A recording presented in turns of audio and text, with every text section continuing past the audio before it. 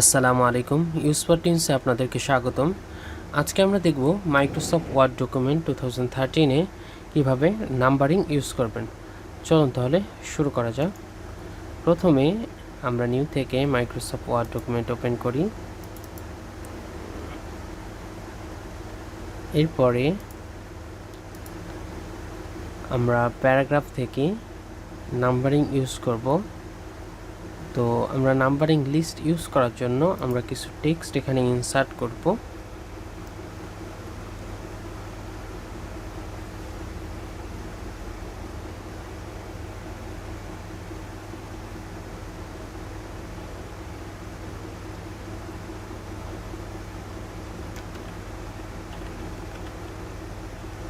Mouse, keyboard,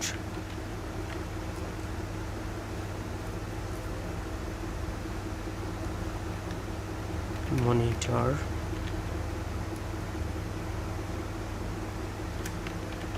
hard disk, SSD, RAM, processor,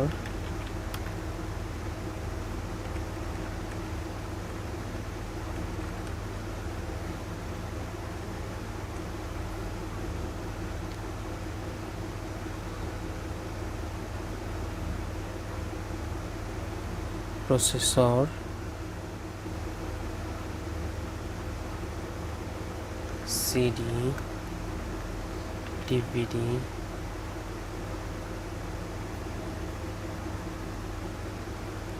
power supply,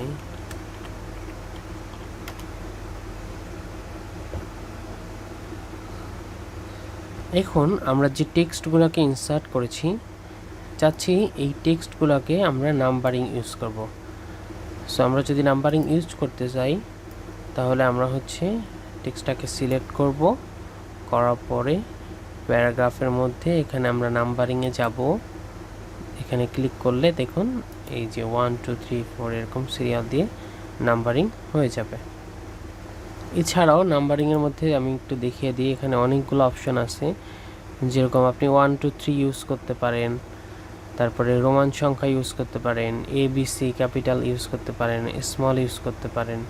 এরকমভাবে আপনি numbering করতে পারেন। সাপোজ আমরা যদি এটাকে চেঞ্জ করতে চাই, আমরা এখানে যাব, এখান থেকে আমরা ABC ইউজ করতে চাচ্ছি স্মল লেটারে, তাহলে আমরা এভাবে সিলেক্ট করে দিব।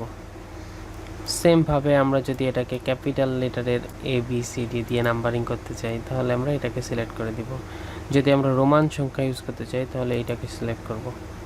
এই যে দেখুন, সেভাবেই আমরা মাইক্রোসফট ওয়ার্ড ডকুমেন্টে নাম্বারিং ইউজ করতে পারি।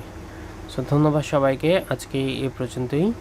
পরবর্তী ভিডিও দেখার আমন্ত্রণ রইল। সেই পর্যন্ত সবাই ভালো থাকবেন, সুস্থ থাকবেন। আল্লাহ হাফেজ, আসসালামু আলাইকুম।